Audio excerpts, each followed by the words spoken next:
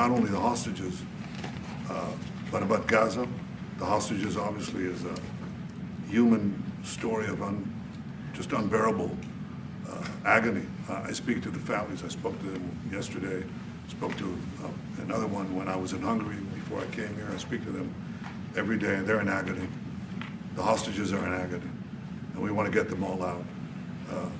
Steve Witkoff, who's President Trump's very able representative, helped us get a deal that got 25 out. We're working now on another deal that we hope will succeed.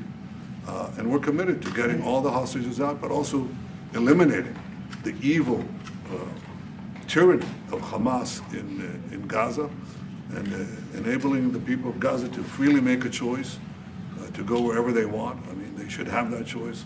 And the president put forward a vision, a bold vision, which we discussed as well, including the countries that might be amenable and are amenable to accepting Palestinians of their free choice if they choose to go there. And I think that's the second thing that we discussed. But the hostages came right on top. To Israel, and that's trade. And I think the Prime Minister is going to tell you a little bit about trade and what they're doing. We also discussed the situation in Syria. We've had neighborly relations with Turkey that have deteriorated, and we don't want to see Syria being used by anyone, including Turkey, as a base for attack in Israel. Turkey is a country that has a great relationship with the United States. The president has a relationship with the leader of Turkey. We discussed how we can avoid this conflict in a variety of ways, and I think we can't have a better interlocutor than the President of the United States for this purpose. It would be nice to serve a nice, easy term, but we have an opportunity. Well, I'd like to see the war stop, and I think the war will stop at some point that won't be in the too distant future. Right now we have a problem with hostages. We're trying to get the hostages out. We got quite a few of them out, but it's a long process. It shouldn't be that long. Very interesting. It's the only chance our country will have. We are trying very hard to get the hostages out.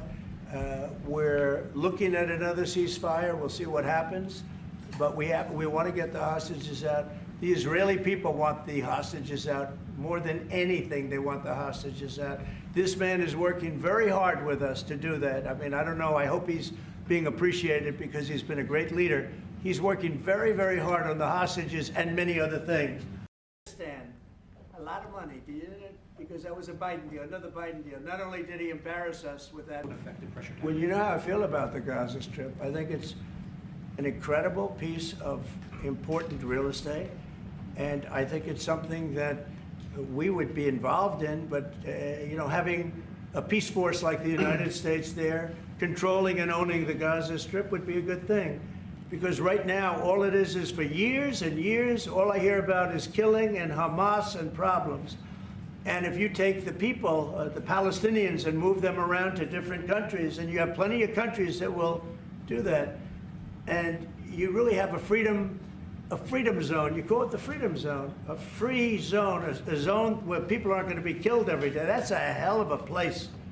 It's you know what I call it, a great location that nobody wants to live in, because they really don't. And when they have good living, real living, where Hamas and all of the problems they have, the level of death on the Gaza Strip is just incredible. And I've said it. I don't understand why Israel ever gave it up.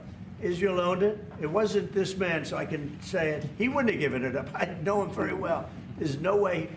They took oceanfront property and they gave it to people for peace.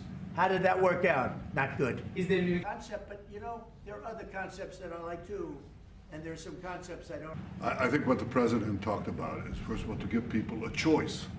You know, Gazans were closed in, and every other place, including in arenas of battle. I mean, whether it's Ukraine or Syria or any other place, people could leave. Gaza was the only place where they locked them in. We didn't lock them in. They're locked in. And what is wrong with giving people a choice? Now, we've been talking, including over lunch, about some countries, I won't go into them right now, that are saying, you know, if Gazans want to leave, we want to take them in. And I think this is this is the right thing to do. If you give, it's going to take years to rebuild Gaza. In the meantime, people can have an option. The president has a vision. Countries are responding to that vision. We're working on it. I hope we'll have good news for you. Essentially with Russia, because they're in a war, and I'm not happy about what's going on with Gaza. Is one of the most dangerous places in the world.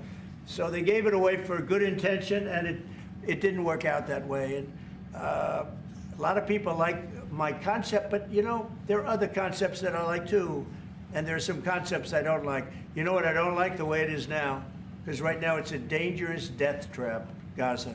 Yeah. No idea what was happening, whether it was the border or China or anything else. He had no idea what was going on.